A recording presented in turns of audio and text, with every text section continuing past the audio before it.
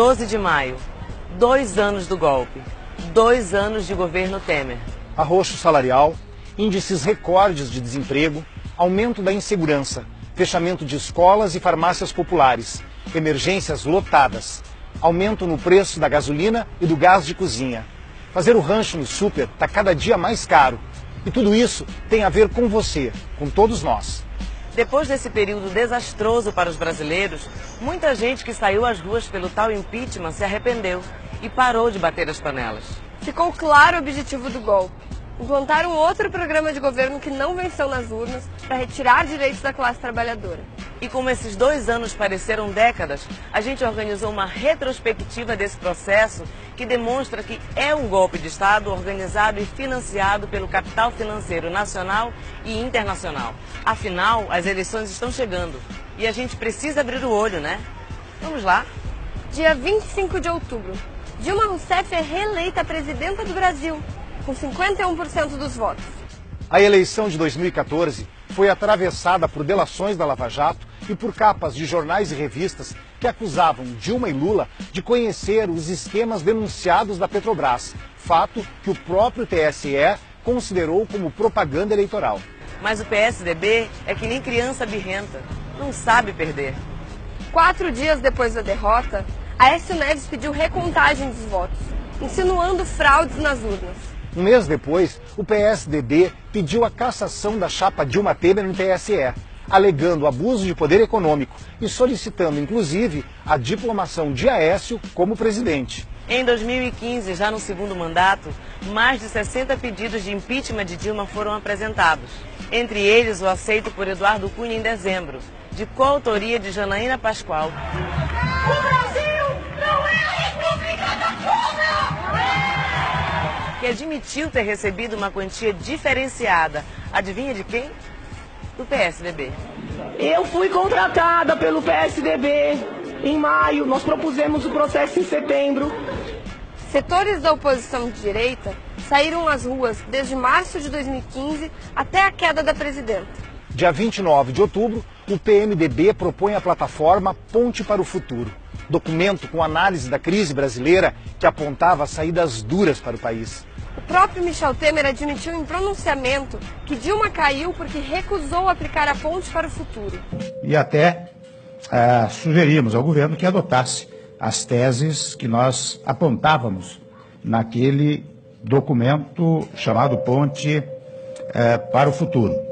E como isso não deu certo, não houve adoção, instaurou-se um processo que culminou agora com a minha efetivação como presidência da República.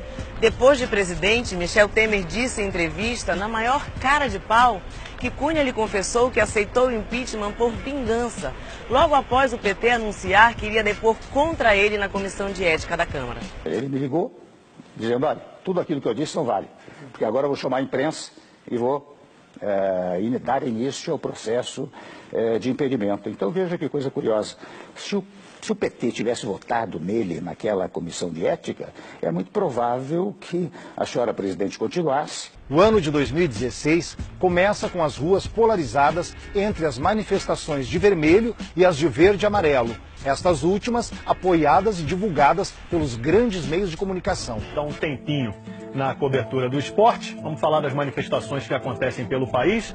Em 29 de março, o PMDB oficializa sua saída da base do governo Dilma, deixando claro seu caráter traidor e vendido. Em abril, o golpe toma seu caráter parlamentar. Deputados e senadores aprovam o impeachment em sessões televisionadas que foram um verdadeiro show de horrores em cadeia nacional. Pelo amor à vida, pelos fundamentos do cristianismo, por todos os corretores de seguros do Brasil, pela família quadrangular e evangélica em todo o Brasil.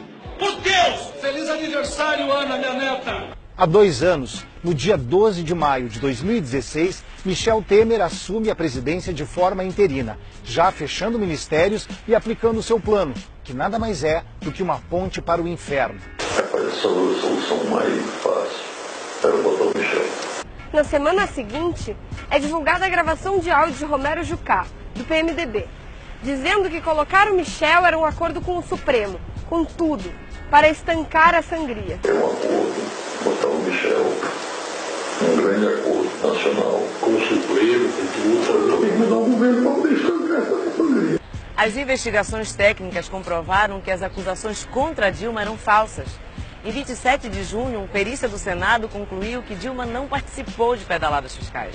Em 14 de julho, o Ministério Público declarou que pedaladas atribuídas a Dilma não são crime de responsabilidade. Mesmo assim, em 31 de agosto, o Senado aprova o impeachment por 61 votos a 20 e Michel Temer permanece na presidência, então de forma definitiva. Os golpistas nunca estiveram preocupados com a corrupção. Após votar sim ao golpe, o senador Assir Gurgati, do PDT Roraima, admite que não houve crime de responsabilidade. E o argumento era o andamento da economia. Nós temos a convicção de que não há crime de responsabilidade fiscal nesse processo, mas falta governabilidade. E a volta da presidenta nesse momento poderia causar um transtorno ainda maior para a economia brasileira.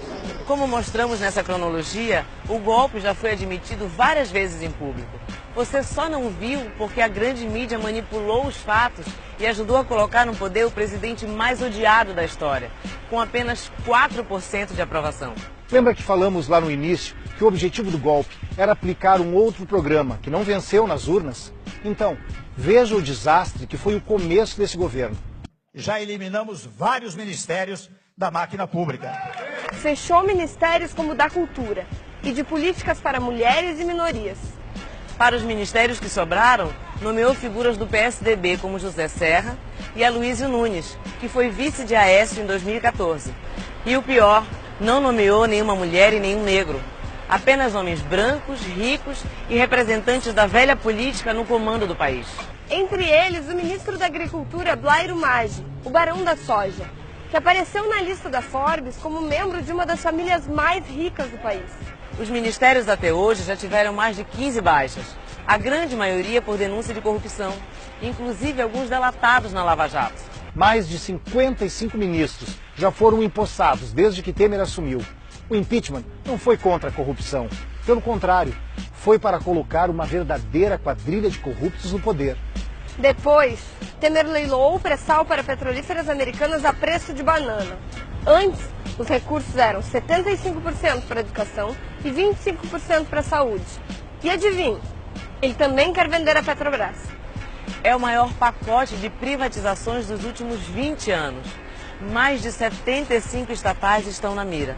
O presidente ilegítimo quer entregar para os seus comparsas as empresas mais lucrativas do Estado, entre elas a Casa da Moeda e a Eletrobras, e também aeroportos, rodovias e ferrovias.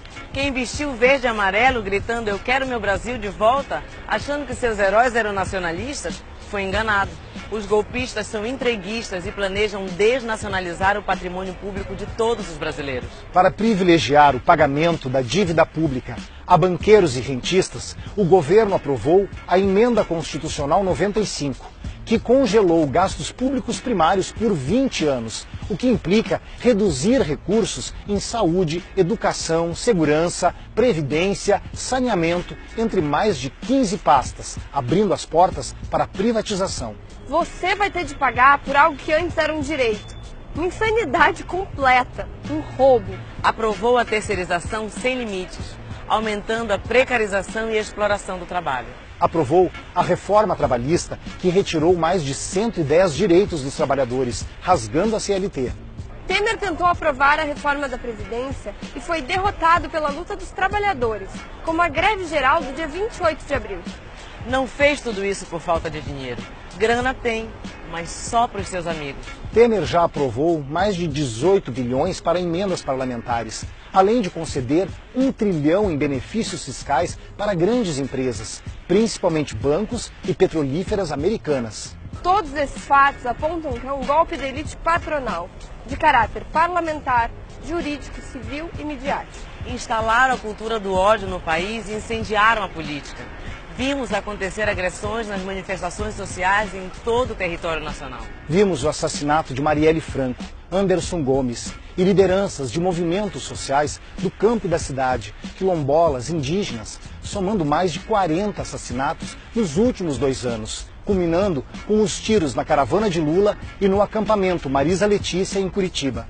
Se liga, A eleição de 2018 está chegando e os mesmos golpistas já querem trapacear de novo. Prenderam o Lula sem provas e com uma única finalidade: retirá-lo da disputa e abrir caminho para seus amigos.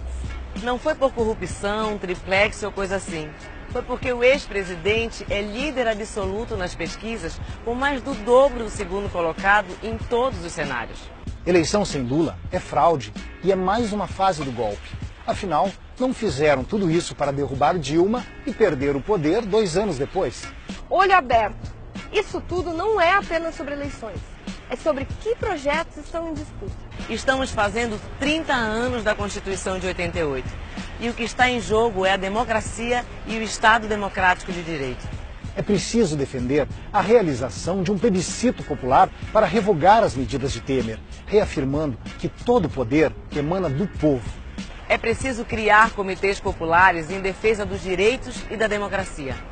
A saída é a população se organizar e propor um projeto de país que derrote os retrocessos e seja realmente representativo de um Brasil democrático, soberano e popular. Abre o olho e luta. Vamos nos organizar nas comunidades, nos bairros e nos sindicatos. Só a luta muda a vida.